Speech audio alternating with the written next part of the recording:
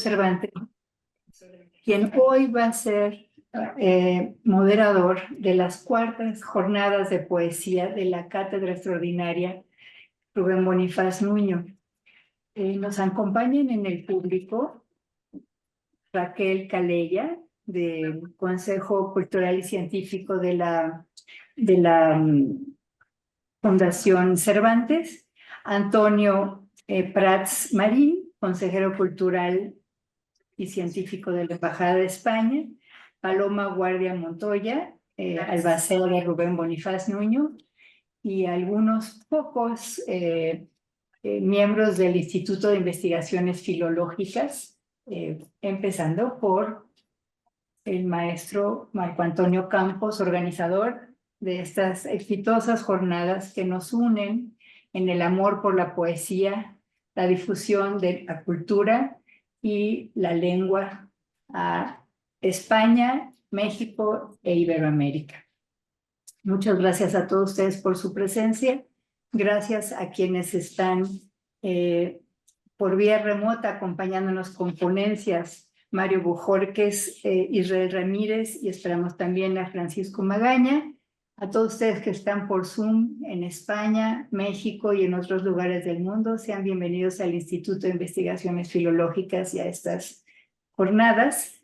Vuelvo a agradecer, o agradezco tal vez por primera vez en estas palabras, la presencia de Luis García Montero, quien ha sido fundamental para lograr este diálogo entre México y España. Vemos aquí cómo la amistad, en este caso la de Marco Antonio y Luis García Montero, remonta hace todos los problemas, todas las dificultades, todas las distancias, y aquí estamos en estas cuartas jornadas. Muchas gracias. Y no sé si quieras decir algo, Marco. No, que me da una inmensa alegría de que esté mi hermano Luis García Montero aquí con nosotros, y agradecer mucho a Israel Ramírez y a Mario Bojorques, que con inmediata decisión se adhirieron a la mesa. Francisco Magaña por el momento no está, me mandó incluso su ponencia, esperemos que aparezca en algún momento. Entonces yo le cedo la palabra a Luis García Montero. Muchas gracias, Luis. Muchas gracias. Muchas gracias a Lilian, a Marco Antonio. La verdad es que como director del Instituto Cervantes, para mí es una alegría estar aquí y poder celebrar estas cuartas jornadas que nos permiten colaborar en el Instituto Cervantes y en la Universidad de Granada con el Instituto de Investigaciones Filológicas, con la Cátedra Rubén Bonifaz Nuño y con tantos amigos, amigas, profesores, profesoras que se han dedicado a estudiar la obra de Rubén Bonifaz. Para el Instituto Cervantes es una alegría colaborar siempre con la UNAM. El instituto desde su fundación trabaja en la difusión de la cultura en español, y al decir en español y aludir a una comunidad de más de 500 millones de hablantes nativos, la segunda lengua del mundo en hablantes nativos después del chino mandarín, pues las relaciones con México, el país más importante en el idioma nativo español, pues para nosotros es fundamental. Y siempre es un orgullo colaborar con la UNAM en actividades de certificación, de enseñanza de español para extranjeros y también en actividades culturales como esta relación con la cátedra, con filológicas y con la cátedra Bonifaz Nuño.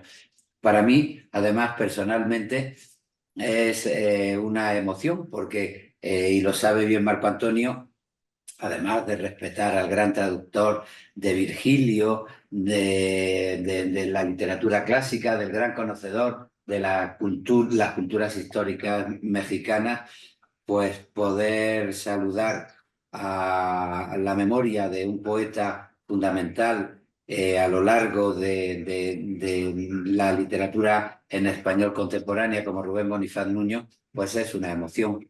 Yo creo que desde la publicación de su primer libro, La muerte del ángel, que si no recuerdo mal ahora fue en 1945, se convirtió en un punto de referencia fundamental y para mí, confieso que la lectura de Los demonios y los días, El manto y la corona y Fuego de pobres, fue una referencia fundamental a la hora de comprender ese diálogo que se da entre la identidad más personal y el compromiso de la sociedad y de la realidad en la que vivimos. De manera que muchas gracias por permitirme estar aquí.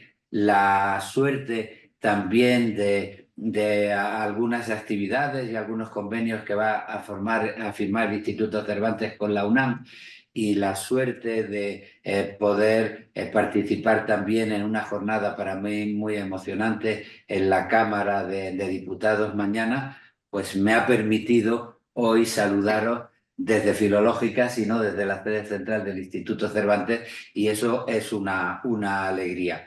En esta mesa se convocan tres personalidades de la cultura, de la literatura, de la poesía: Mario Bojorque, Israel Ramírez y Francisco Magaña. Vamos a empezar por orden alfabético, cediéndole la palabra a Mario Bojorque. Como ustedes saben, es un poeta, un ensayista, un traductor que hoy tiene un protagonismo claro en el horizonte poético mexicano. Ha reunido sus libros en distintas antologías.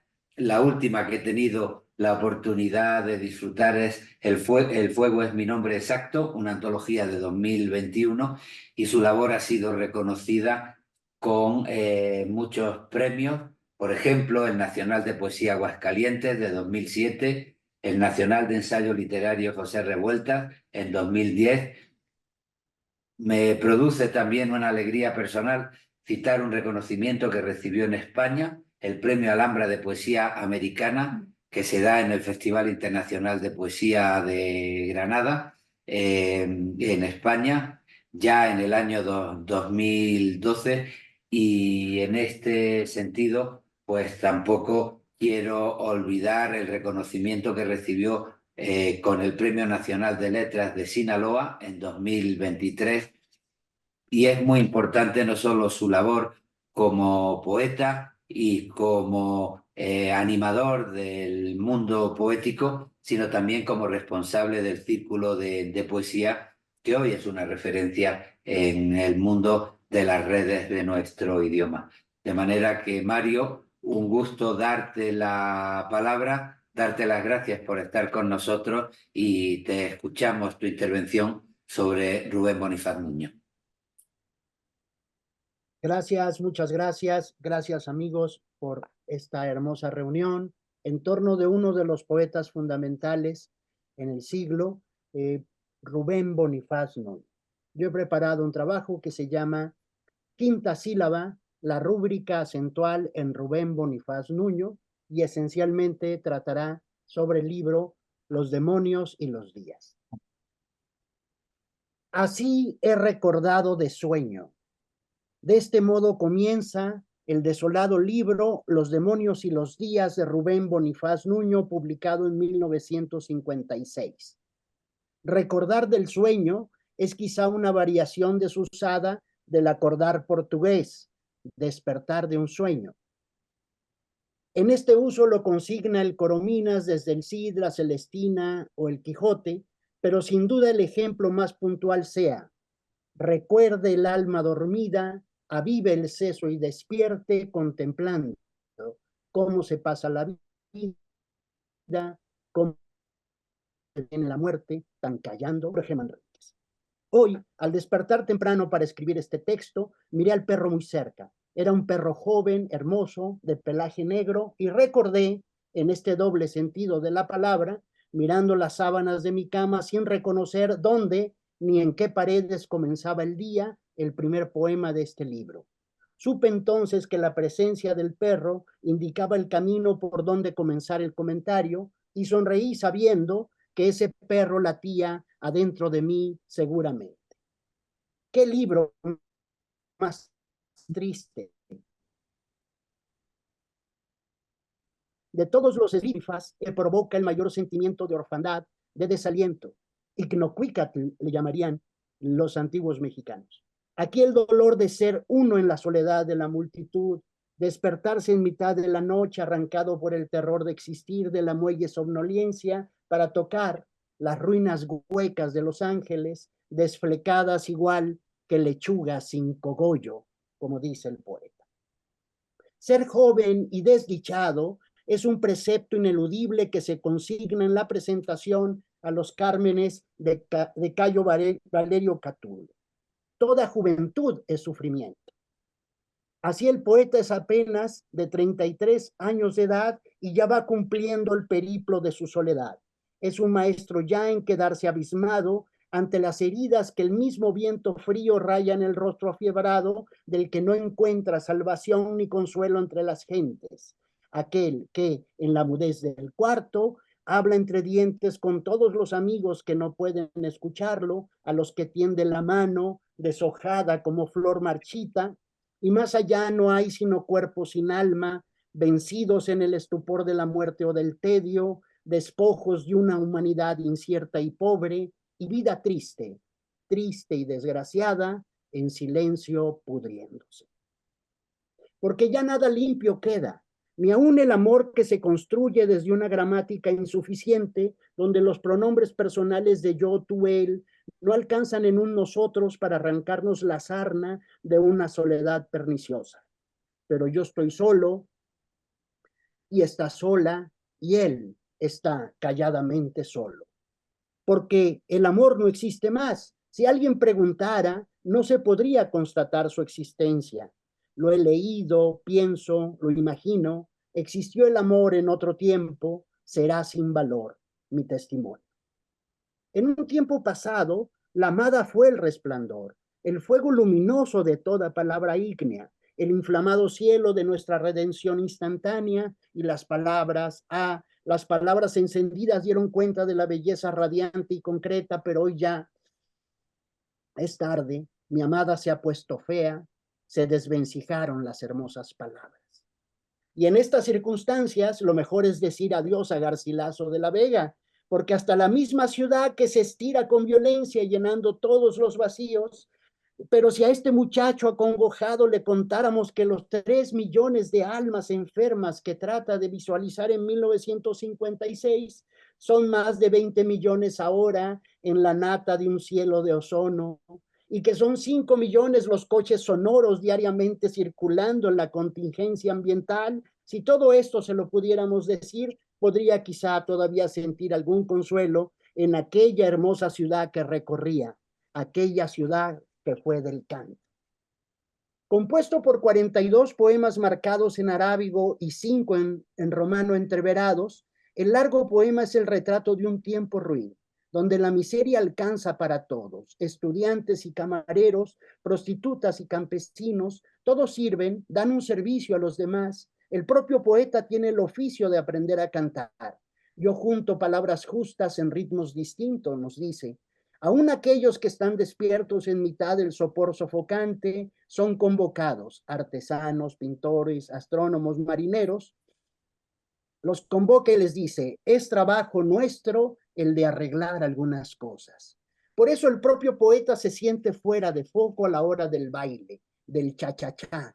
Aparecen entonces el marrano y la lagartija, el cocodrilo, el chivo y la gallina, el estudiante y la niña estrupada por rato. Y los personajes que ensordecen cualquier razonamiento conducen a las hordas de desamparados hacia su perdición. El desarrapado, el enredador, el bellaco, el expulsado, el macaco, el chapucero, todos ellos llaman a los contingentes de mezquina pureza, de vaciedad inhóspita, con magnavoces que los convocan a su propia inmolación. Estos poemas marcados por números romanos son el contracanto, la forma inesperada de quebrar con sorna el tétrico espectáculo, la sordidez de hielo que deja ateridos los corazones de las multitudes deshiladas en el relajo. Cha, cha, cha, que hierva el ruido, bailemos, siga el vacilón. La dimensión personal y subjetiva en La muerte del ángel e Imágenes, donde se busca una estetización de la amada, la mujer simplemente evocada con diversos nombres y puesta por encima del mundo, Mariana, Bettina, Eloísa, Eurídice, Teresa, Julia, Georgette, todas ellas bajo el signo de Rilke, que son el vaso de perfección devocional, tema y emblema del decir poético, se alejan, tanto que se alejan que se quedan desterradas de esta visión. La propia amada se difumina o se pone fea adrede, o es solo ya un concepto frío e incomprensible y aún más intolerable.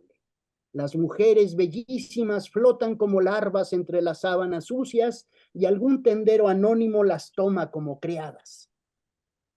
Las que antes fueron en los sonetos de Imágenes, esbelta flor brillante, flor inmóvil perfecta o rosa repentina, quedan conjuradas aquí y como sal vertida en el quicio de la puerta, como piedra imán en los rincones, abren paso a un canto que quiere dialogar con el otro, con las gentes, aquella colectividad que comparte la ciudad cantada y que tiene un oficio y un sueldo de miseria y un rencor ingénito y un tedio de seguir. Muchos son los poemas y los fragmentos de este libro que se quedan resonando en la estremecida memoria del lector, pero son 4 o 5 poemas a mi juicio los que se han quedado para siempre tatuados en la inequívoca tradición de la poesía mexicana en la segunda mitad del siglo XX. Cha-cha-cha bailemos, para los que llegan a las fiestas, qué fácil sería para esta mosca, ¿y cuál es la mujer que recordamos? Sin embargo, además evoco aquí un singular poema que Eduardo Lizalde leyó en el homenaje para Rubén Bonifaz del 4 de abril de 2013 en la sala Nezahualcóyotl junto a Juan Gelman y Vicente Quirarte.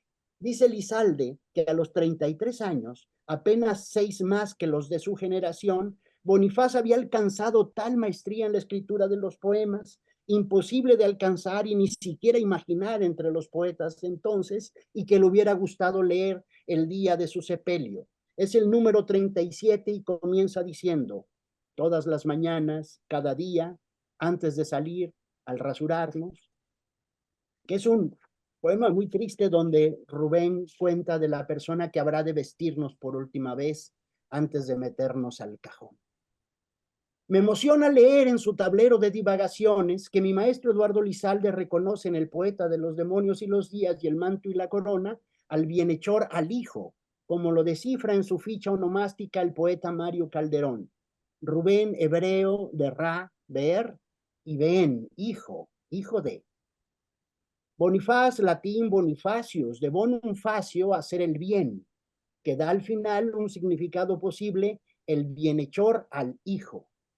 Dice Eduardo Lizalde de su poesía: entre los incontables asombros que depara la lectura de la ya enorme obra poética de Rubén Bonifaz Nuño, que a mí personalmente me marcó y me hizo cambiar el errático andar literario desde los años 50, está el hecho, creo que menos evidente de lo que parece, de su irrepetible ritmo verbal aunado al variadísimo lenguaje de un habla libérrima.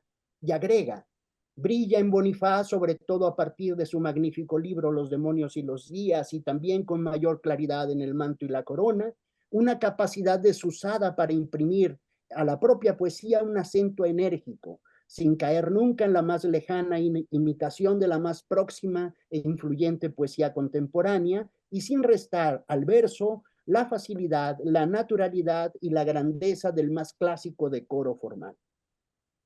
He tenido oportunidad de estudiar con atención por muchos años El Tigre en la casa de Eduardo Lizalde, del cual he publicado unas 7 ediciones en diversos países, y puedo reconocer leyendo Los demonios y los días lo mucho que la poesía de Eduardo Lizalde, y en especial en ese libro, le debe a la dicción de Rubén Bonifaz. La poesía es una forma enrarecida del lenguaje. Se comete adulterando el habla ordinaria en varios niveles, al menos en lo que los griegos llamaron melopea, logopea y fanopea. Para el caso de la obra de Rubén Bonifaz, ya se cuenta afortunadamente con estudios abarcadores y profundos de los libros publicados y de las derivaciones específicas en cada uno de los asuntos formales, ya desde la ciencia literaria, así como desde la crítica impresionista y subjetiva en reseñas, recados y ensayos de variada extensión, Está, por ejemplo, el completo estudio de la poesía como destino, que acompaña la obra completa publicada por el Fondo de Cultura Económica, emprendido por nuestro querido poeta Luis García Montero, quien amablemente hoy modera estos trabajos.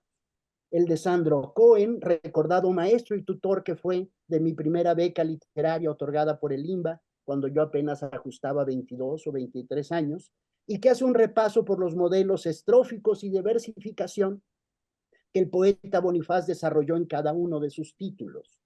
Los de Bodio Escalante y de Marco Antonio Campos, que fueron los primeros que echaron revista desde muy temprano a los poemas recogidos en De otro modo lo mismo, con valoraciones sociológicas de gran interés para mí en Escalante, por lo que respecta a los demonios y los días, y de mirada total en la construcción de una obra con el mirar atinado y acompasado de Antonio Campos. De él también tenemos la reveladora entrevista y otros ensayos y reseñas a libros específicos. También estudios de Fran Duster y las anotaciones de Elena Bernstein al respecto del repertorio retórico.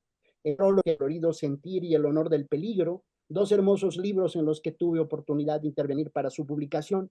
Otros más que acuden a temas como la alquimia o el número áureo, la cábala o el tarot, la presencia de la estética prehispánica o la canción popular. Todos estos materiales recogidos por Jorge Mendoza en el tomo de recepción crítica publicado por la colección Poemas y Ensayos de la UNAM. A mí me gustaría ver un trabajo sobre el lenguaje de la calle asimilado a esta poesía, usos del habla, inflexiones y deflexiones integradoras del habla mexicana, tal lo que alcanzamos a vislumbrar en, por ejemplo, Albur de Amor, otro magnífico título de nuestro autor, y también un estudio a lo Henri Mechonik en el plano de los ritmos acentuales. Me refiero a descifrar las claves de su alma por los sonidos que construye, y con quien coincide también Bonifaz en que antes que verso libre, lo que se escribe contemporáneamente son composiciones de ritmos libres. Aquel estudia el alejandrino francés como una oportunidad de libertad creativa. Rubén Bonifaz nos convence que es posible acentuar la quinta sílaba en todo un libro como Los demonios y los días. Leo un ejemplo haciendo una notación de la sílaba acentuada. ¿Cuál es la mujer que recordamos al mirar los pechos de la vecina? ¿De camión a quién? Espera el hueco lugar que está al lado nuestro en el cine. ¿A quién pertenece el oído que oirá la palabra más escondida que somos? ¿De quién es la cabeza que a nuestro costado nace entre sueños? Hay veces que ya no puedo con tanta tristeza y entonces te recuerdo. Pero no eres tú. Nacieron cansados nuestro largo amor y nuestros breves amores, los 4 besos y las 4 citas que tuvimos, estamos tristes. Juntos inventamos un concierto para desventura y orquesta y fuimos a escuchar los serios, solemnes y nada entendimos. Estamos solos. Tú nunca sabrás, estoy cierto, que escribí estos versos para ti sola, pero en ti pensé al hacerlos, son tuyos. Ustedes perdonen, por un momento olvidé con quién estaba hablando y no sentí el golpe de mi ventana al cerrarse, estaba en otra parte. Imaginemos 80 páginas con este mismo acento impecablemente dispuesto. Me decidí en estos breves minutos por hablar de este libro y de este periodo creativo en particular que es posterior a Imágenes y que concluye con El manto y la corona, porque creo que es el momento cenital del primer Bonifaz.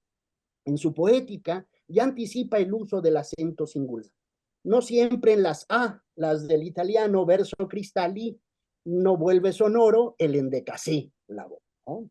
Otras veces, un compás lo lleve, tenue y sombrío. Y aún en Cuaderno de Agosto, imagino cómo serán tu mano cerca de una espina en el contorno, de un tallo de Bach o de un nudo abierto, de pétalos mansos, lenta y morena, suave, de torpeza tímida.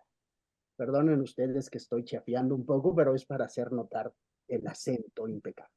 El uso del encabalgamiento es, en Bonifaz, la estrategia rítmica que permitirá al poeta colocar sin mayores riesgos su entonación, fijando así su quinta sílaba. Recordemos a Pablo Neruda moviendo el final del verso para encabalgar hasta la coma o el punto seguido su octasílabo infalible.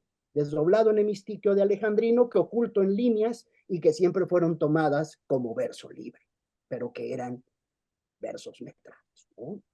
Entre la aparición de los demonios y los días y el manto y la corona, publica Bonifaz su primera antología de la poesía latina al lado de Amparo Gauss. Es el año 1957, y siguiendo algunas variaciones que tuvo en los poemas de Catulo a través del tiempo, me simpatizan mucho estos comienzos.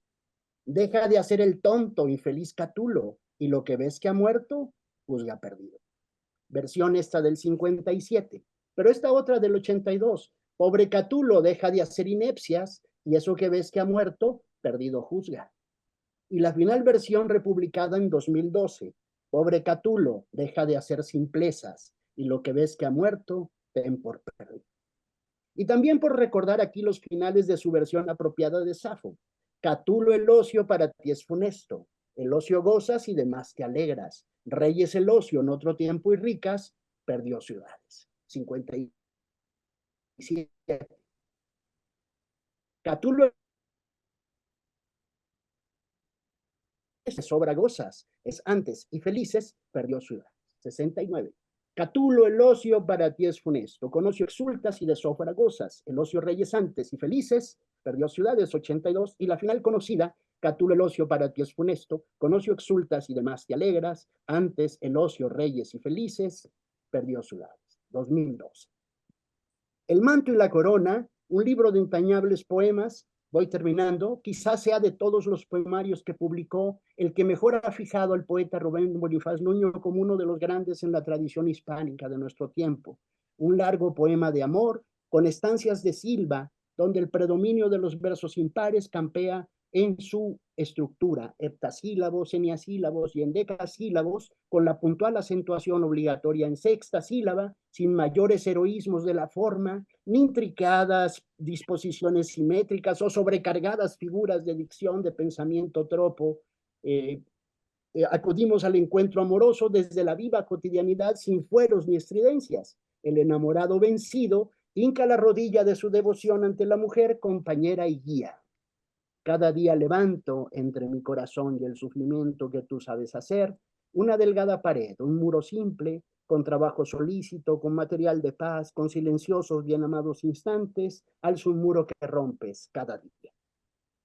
En otra ocasión tendré oportunidad de detenerme en este magnífico libro y en otros como Canto Llano a Simón Bolívar, que es un retrato del mayor de nuestros héroes americanos. Al verso espada nos ponemos de pie. Fuego de pobres, que quizás sea el preferido de los que escribió.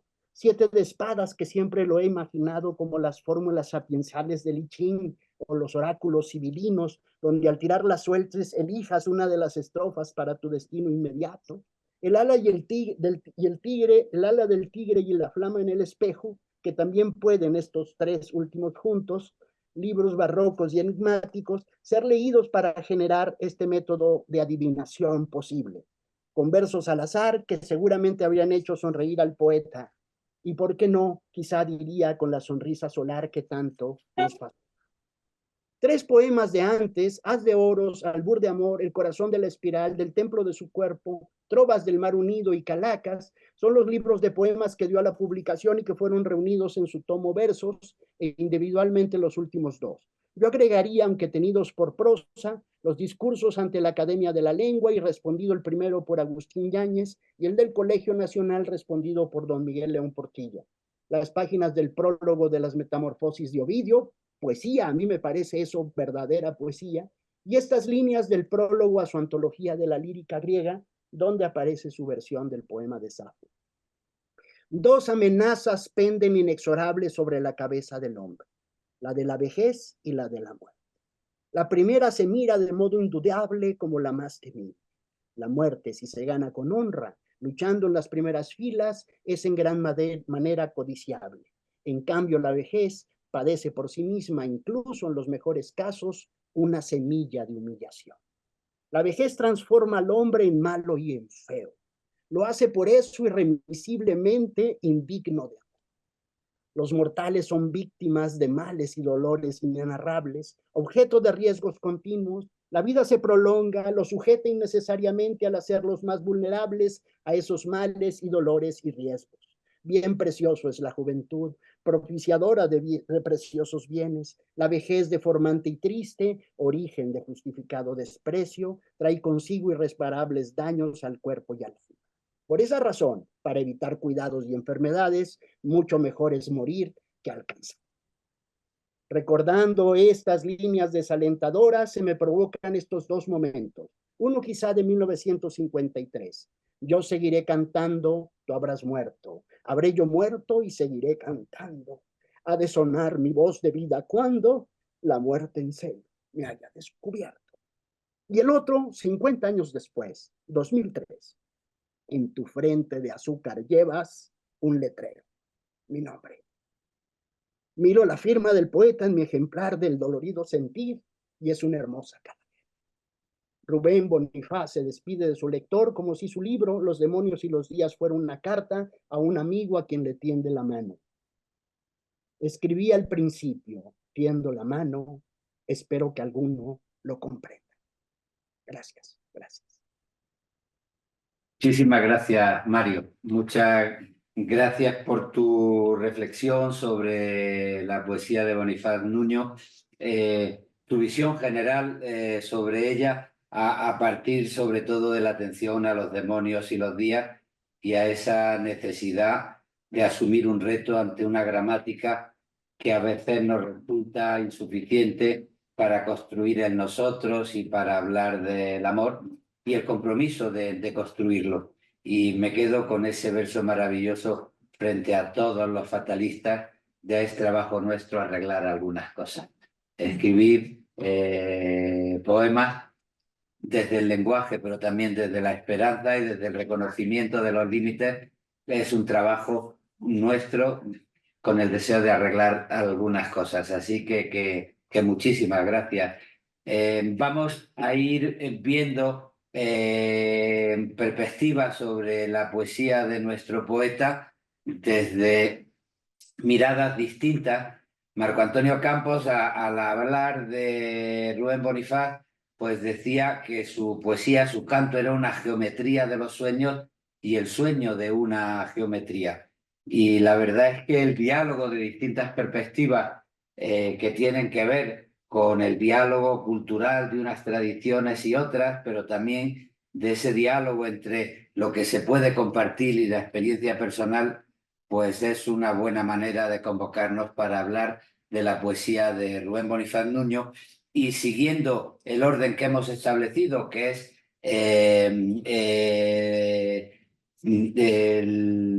el orden de los apellidos y el orden alfabético, es también un placer darle la palabra a Francisco Magaña, referente como poeta, como pintor, como editor de las ediciones Monte Carmelo. Su trabajo ha sido reconocido desde hace mucho tiempo. En 1999 se le otorgó el Premio Nacional de Poesía Carlos Pellicer. También recibió el Premio Tabasco de Poesía José Carlos Becerra en el 2001, el Premio Internacional de Poesía Jaime Samínez también en 2001. Y bueno, es igual que lo fue Rubén, pues un afortunado traductor, por ejemplo, de la poesía de Paul Claudel y de Edmond Javert, y es un punto de referencia en el diálogo entre la poesía y la pintura, y así es reconocido en muchas antologías. Por citar una, pues me acuerdo de nuestro amigo José María Espinaza y de su literatura mexicana del siglo XX. Él en 2023 expuso esquemas para una ola tropical en Gabo Libro y es un punto de referencia fundamental para comprender el sentido de su trabajo. De manera, Francisco Magaña, que un honor tenerte con nosotros y a ti te doy ahora la palabra. Hemos perdido la cobertura con Francisco Magaña. Bueno, podemos solucionar el problema pasando a Israel. Le damos la palabra a Israel y cuando pueda incorporarse Francisco, pues tendremos su intervención. Pues muchas gracias, Israel, por intervenir ahora Reconocemos tu labor como doctor en Letras Mexicanas por la UNAM, profesor investigador del Colegio de San Luis, un punto de referencia fundamental en la Facultad de Filosofía y Letras de la UNAM entre 2003 y 2015, y desde 2016 es profesor de maestría y doctorado en el Colegio de San Luis.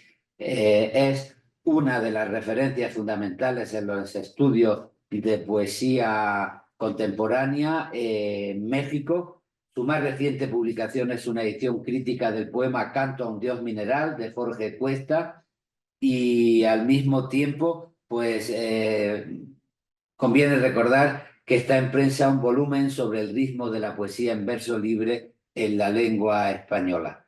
Miembro fundador del Seminario de Investigación en Poesía Mexicana Contemporánea, dirige también el Fondo Digital Ramón López Velarde, que es un proyecto dedicado al rescate y preservación bibliográfica de la obra crítica y de la investigación que se ha publicado en torno a la obra del maestro de Zacatecas. De manera que, Israel, muchas gracias por estar con nosotros y tienes ahora la palabra.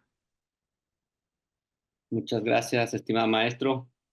Buenas tardes a todos, a todas. Agradezco la invitación para participar también, como lo ha dicho Mario, en esta jornada de celebración. Además del placer y del honor, pues evidentemente hay aquí un aspecto también personal, ¿no? En el sentido de que pocas veces uno tiene la oportunidad de hablar sobre no solamente un gran poeta, sino también una de las obras que más nos tocan, así como vi muy emocionado a Mario, ¿no? En la lectura de su texto. Eh, la obra, la escritura de Rubén Bonifaz Núñez, para mí también una de las máximas muestras de la lírica en México. Y estas notas, ¿no? Reflexionan en torno a la centralidad de dos elementos en su escritura, primordialmente la imagen y la metáfora. Voy a iniciar el texto se llama Metáfora e Imagen en la poesía de Rubén Bonifaz Nuño, y quisiera también aprovechar para dedicar estas pequeñas notas a Paloma Guardia con mucho cariño. Número 1. La tradición encubierta. Toda lectura es fruto de una deuda, y estas notas lo son en doble medida de la obra de Rubén Bonifaz Nuño, por supuesto, y en segundo lugar, de la generosa invitación que nos hace Marco Antonio Campos a regresar a un poeta que, más que una isla del tesoro, es todo un continente por explorar. Supe de Bonifaz Nuño por boca de una amiga que nos leyó en las islas de la UNAM, en voz alta, su poema Para los que llegan a las fiestas, allá en el año de 1997. Y desde entonces me intrigó de manera particular la voz de alguien que exhibía una maestría formal, hasta entonces desconocida por mí, pero que no se apenaba por hablar de temas aparentemente cotidianos. Lo llano en él no es posible, porque lo cotidiano y lo directo que hay en su poesía nunca es plenamente prosaico, narrativo, antipoético o meramente comunicativo. En la poesía de Rubén Bonifaz Nuño hay un sentido de perfección, de cercanía que conecta la palabra hablada con el verso, más allá de su filiación con las poéticas coloquialistas y confesionales. Me refiero a las poéticas, por supuesto, latinoamericanas de mediados del siglo XX, ¿no? Más allá de su filiación con estas poéticas de su primera etapa, específicamente en los libros como La muerte del ángel, Imágenes, pero principalmente en Los demonios y los días de 1956 y El manto y la corona del 58, publicado a sus 35 años, 10 años antes del mezzo, del camín, de la sua vita. Para 1961, con la publicación de Fuego de Pobres, a la edad de 38, tenemos ya a un poeta maduro y pleno que explora otros registros. Si bien en La flama y el espejo de 1971 hay una propuesta metafórica que atraviesa todo el poemario, En estas notas me centro en los primeros volúmenes, porque allí encuentro que las imágenes y metáforas abrevan de manera particular de la cultura lírica más tradicional, por supuesto también de la tradición culta, clásica, pero presentadas con un tinte personalísimo. Ahora bien, decir perfección para referirme a la obra poética del veracruzano quizás sea poca cosa o grosería de quien generaliza por evitar el destello, el trabajo y el placer de la lectura. Los temas comunes son descritos con amoroso cuidado y aparecen entonces dignificados y demandan una respetuosa contemplación. Siguiendo la lectura de Víctor Shklovsky que hace Elena Bernstein en la poesía de Rubén Bonifaz Nuño, el proceso de desautomatización es ejemplar. Cito un poema que también mencionó Mario Borges. Cuando coses tu ropa, cuando en tu casa bordas inclinándote muy dentro de ti, mientras la plancha se calienta en la mesa, y parece que solo te preocupas por el color de un hilo, por el grueso de una aguja, ¿en qué piensas?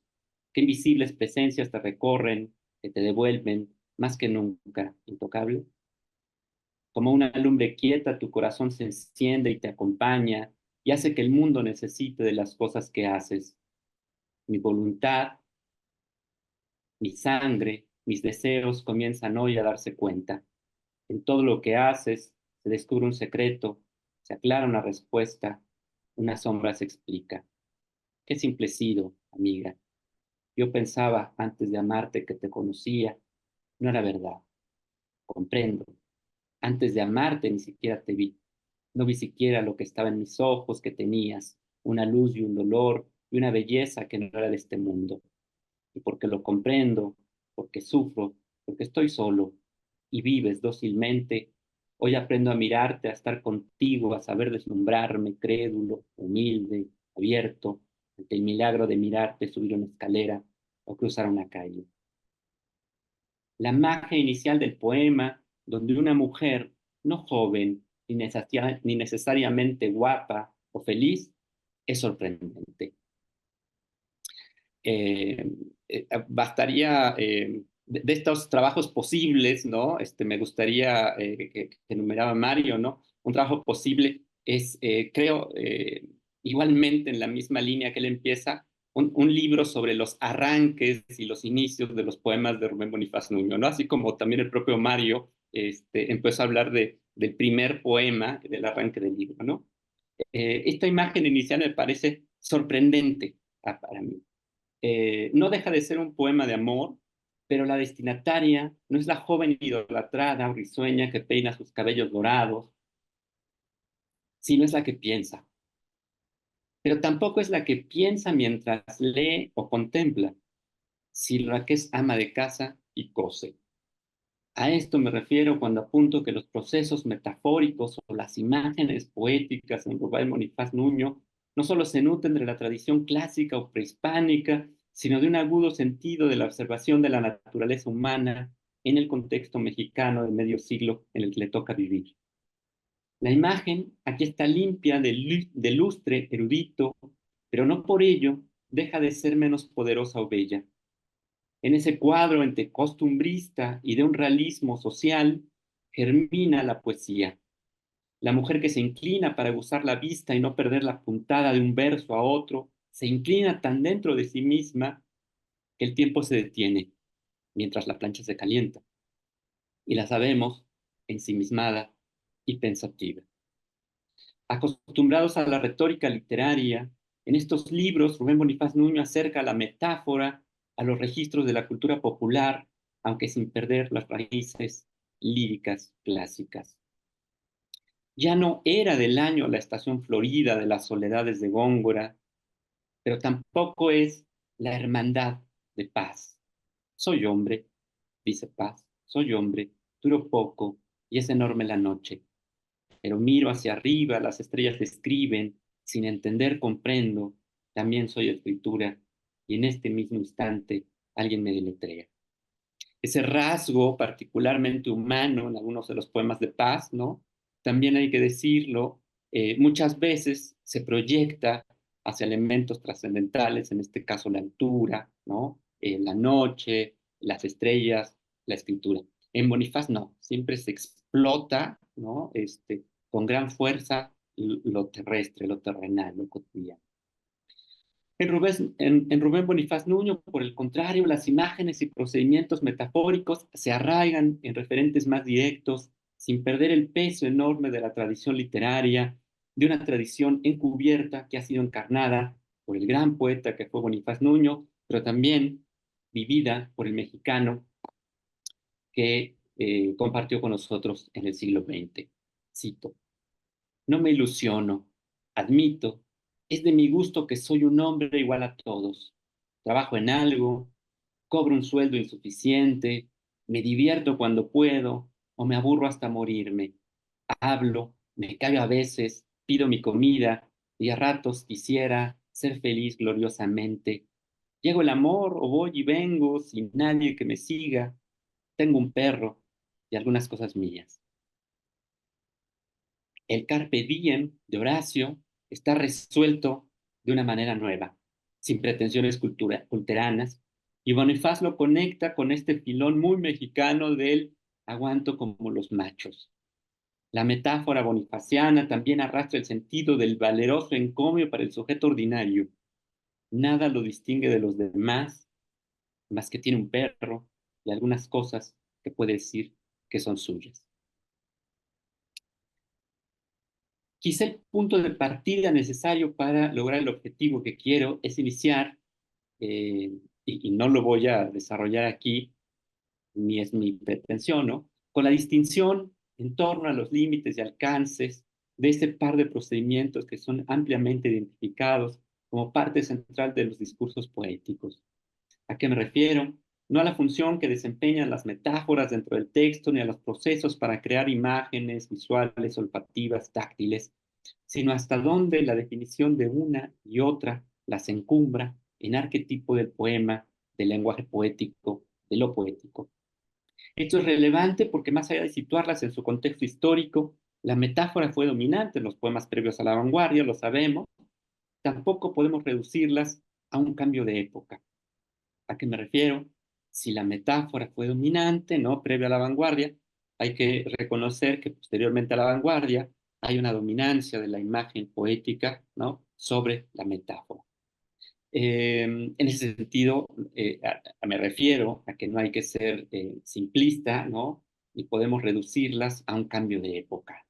Al día le sucede la noche, a la imagen le precede la metáfora. No es tan simple. Las metáforas siguen presentes en la poesía contemporánea porque hemos aprendido a interpretarlas por una vía que es distinta a la que nos solicitan las imágenes. Ese efecto que provoca en el lector es el que me interesa, el efecto que provoca la metáfora y la imagen. Por una parte, las metáforas exigen una competencia dentro de los marcos a los que apela la tradición del poema. No solo si el lector puede descifrar por medio de inferencias y procedimientos lógicos la innovación, será capaz de entender la metáfora. Por su parte, la imagen no requiere de una traducción lógica de las desviaciones del lenguaje. Basta con que el lector se sienta afectado emocionalmente para que el poema logre su cometido.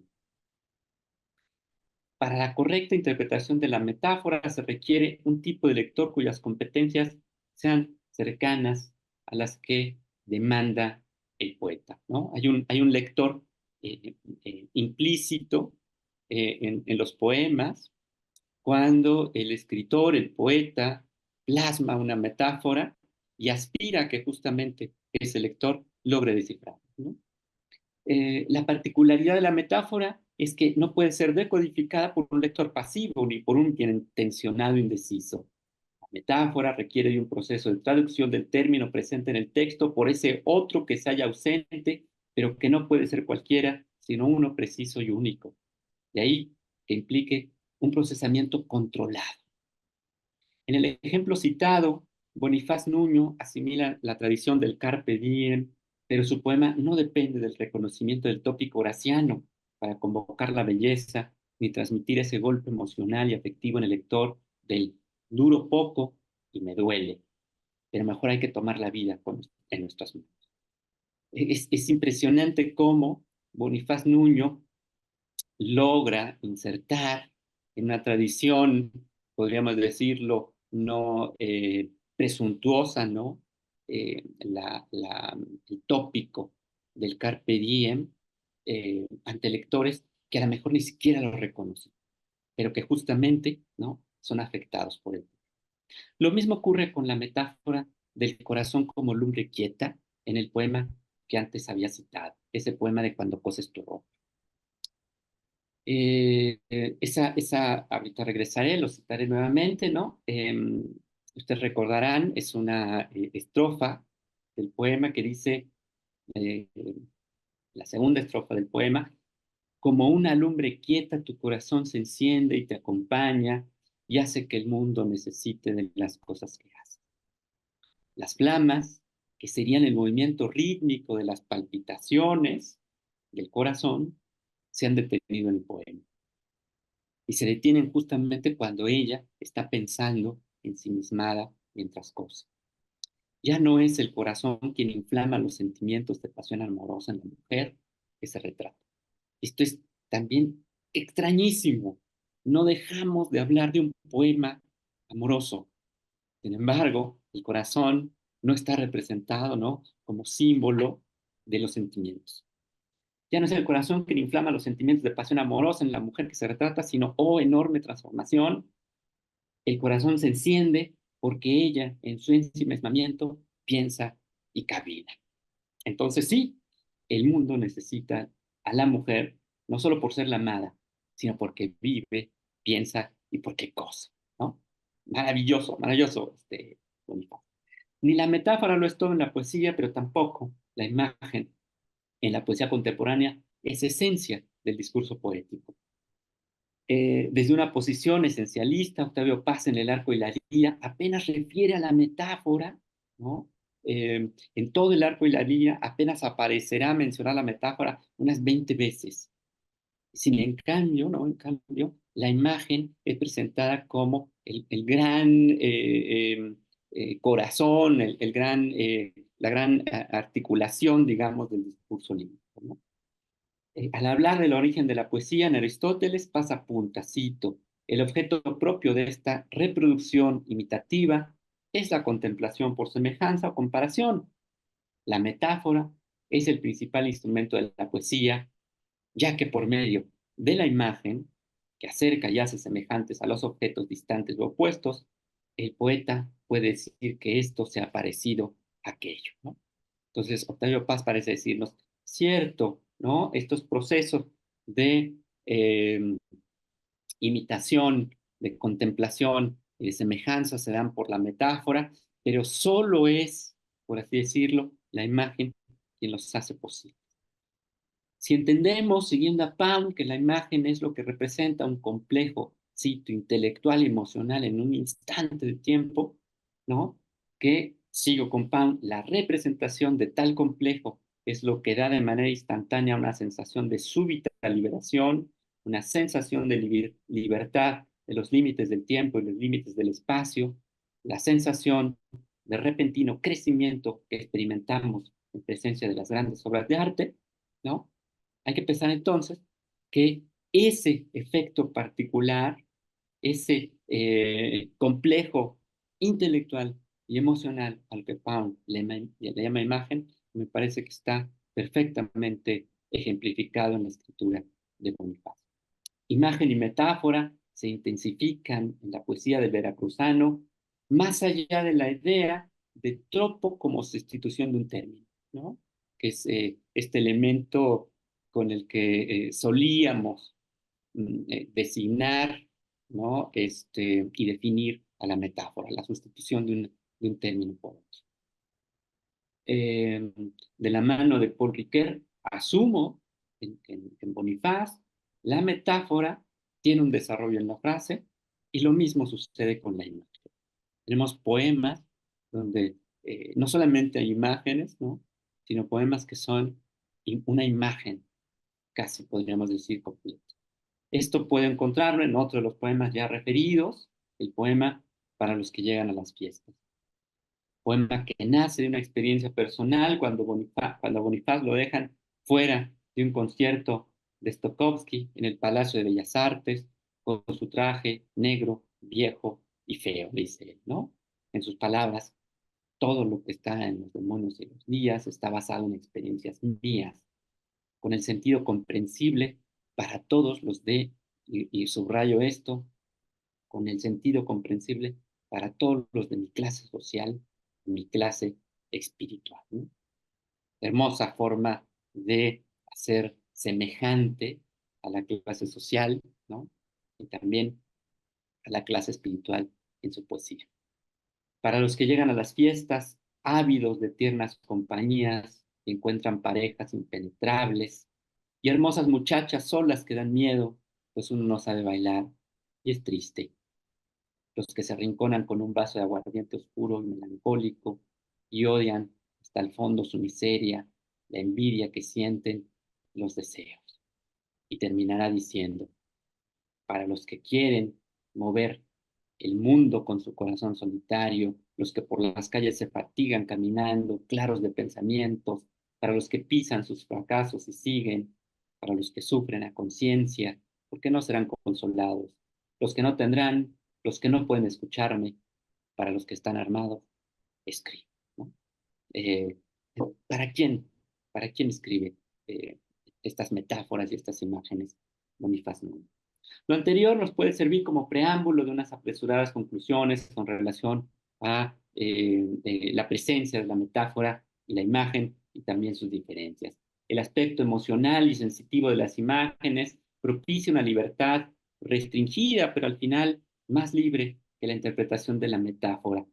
Eh, ¿A qué me refiero? Que justamente la imagen, al ser sí un complejo intelectual, pero en mayor medida, como dice Pam desde el principio, afecta a las emociones y a los sentidos, evidentemente ahí tenemos un grado de libertad en la interpretación de poesía que casa muy bien con el discurso lírico contemporáneo, ¿no? La metáfora más apegada en ese sentido a un proceso a la mejor de traducción, ¿no? Donde hay que descifrar justamente cuál es el término que está elidido, pues eso no ocurre con la imagen. La imagen es un golpe de vista emocional, un golpe de vista sensorial, ¿no? Y en ese sentido, claro que casa muy bien con los dos objetivos que busca Rubén, ¿no? Por una parte, afectar al sentido, ¿no? A la emoción, en un golpe poderoso, instantáneo, pero también al mismo tiempo motivar a esa reflexión profunda a partir de las palabras, a partir de lo que está justamente enunciando en los poemas, que van más allá solamente de hablar de un hombre que contempla una mujer que cosa, ¿no? Eh, la configuración eh, al mismo tiempo, la configuración del lenguaje en la imagen es más cercana al discurso directo, ¿no? De ahí que el lector promedio no se siente intimidado por un halo de prestigio y siglos de tradición. Es cierto que las imágenes vanguardistas, por ejemplo, son igual de complejas que las imágenes, pero lo son por su fuerte carga referencial al arte o los acontecimientos de su momento. La metáfora te entrena en seguir pistas, en entender códigos y resolver enigmas culturales. La lectura de metáforas ensancha las posibilidades del pensamiento lógico, mientras que las imágenes son agentes afectivos latentes. Ambos procedimientos poéticos cumplen con caminos particulares, no más comprometida la metáfora con la realidad y con el mundo, sino solo distinta a las vías que propone la imagen, quizá un poco más cercana al discurso directo, que es el que vemos en estos primeros libros de Rubén Bonifaz Nuño. Termino. Rubén Bonifaz Nuño, es cierto, escribe como todo buen poeta que ha leído su tradición, pero a diferencia de muchos, sus poemas no fueron plasmados para insertarse en ella, sino para hacer que su lector se goce en una tradición que quizás le es desconocida, pero no ajena. Escribir para los lectores de a pie más que para el gremio le distingue a mis ojos de otros muchos buenos poetas. Ahí diría yo como un sentimiento de hermandad, ¿no? Con el que no sabe de literatura, pero sí de poesía en Bonifaz, ¿no? Escribir para los lectores de a pie más que para el gremio lo distingue a mis ojos de otros muchos buenos poetas. Sin embargo, a diferencia de ellos, solo a algunos como Bonifaz les será dada la gracia de ser recitado en una cantina, en un salón de clases, en un coloquio internacional o en las islas de la UNAM. Muchas gracias. Muchas gracias, Israel. Muchas gracias por estas reflexiones que nos ayudan a plantearnos asuntos que afectan a la poesía en general, esas meditaciones sobre la metáfora y la imagen, y que sirven para concretar también el lugar de juego de Rubén Bonifaz dentro de la historia de la poesía, y como lector de las tradiciones clásicas, de las tradiciones prehispánicas, pues asume también una mirada desde la realidad suya, la realidad mexicana de mitad del siglo XX, y a partir de ahí pues se plantea para quién escribir, qué sentido darle a la escritura y qué manera de mirar también, de qué forma entender el amor como un ámbito de conocimiento para preguntarse por lo que piensa la persona amada, ¿no? Amar es aprender a mirarte, a estar contigo, y esa es la mejor manera de construir un nosotros. Muchísimas gracias. No, me parece que no se ha podido conectar Francisco Magaña. Hemos perdido la conexión de Francisco Magaña, de manera que además de citar a los que nos están siguiendo a la segunda jornada de este encuentro, que se harán el 14 de mayo, martes, con profesores también y poetas que han estudiado la obra de Rubén Bonifaz, pues se me ocurre llamar a Marco Antonio Campos, darle la palabra y que cierre esta primera sesión.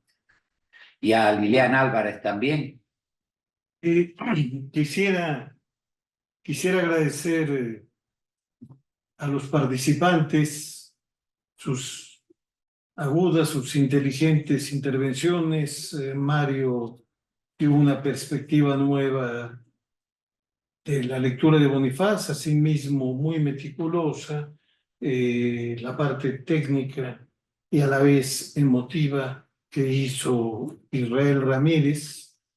Lamento que no haya aparecido nuestro amigo Francisco Magaña, de quien tenía yo el texto, me lo había mandado incluso, tal vez un problema técnico.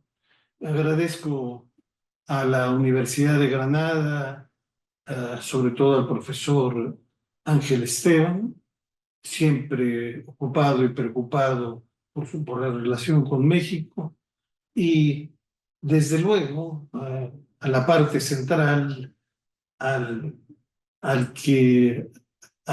andaluz, al español, al granadino, pero sobre todo para nosotros el mexicano, Luis García Montero. Te agradecemos en el alma estar con nosotros, que con todo el cansancio del viaje y con todos los compromisos estés con nosotros. Muchísimas gracias a ti, Marco Antonio. Para mí una alegría estar con vosotros, haber podido oír las dos intervenciones. Yo creo que debemos ir pensando en reunir y publicar en algún libro todas las intervenciones que van saliendo en estas jornadas, que son, la verdad, de mucho interés. Y te está haciendo, Luis, ya las vamos recogiendo.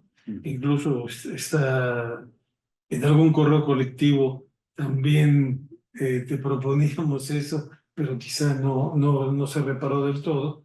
Pero si nos adaptaras algún texto sobre Bonifaz Nuño sería muy bueno para nosotros. El libro lo tiene ya pensado la directora Liliana Álvarez Arellano, a quien, por cierto, Bonifaz la quería entrañablemente, y la llamaba la baronesa, y hubiera estado muy contento de haberla visto como directora, seguramente, sin duda, del Instituto de Filológicas que él fundó. Y te agradecemos también la presencia de Paloma Guardia, la albacea de Bonifaz, que fue asistente mucho tiempo de Bonifaz y que sigue ahora, pues que tiene en sus manos todo lo que se refiere a Bonifaz. Muchas gracias, Paloma. Pues muchísimas gracias y quedamos convocados para el 14 de mayo, donde se celebrará la segunda sesión de estas cuartas jornadas internacionales dedicadas al maestro Rubén Bonifaz Nuño. Muchísimas gracias a todos y a todas. Chao, Mario. Chao, Israel. Chao. Gracias, hasta luego.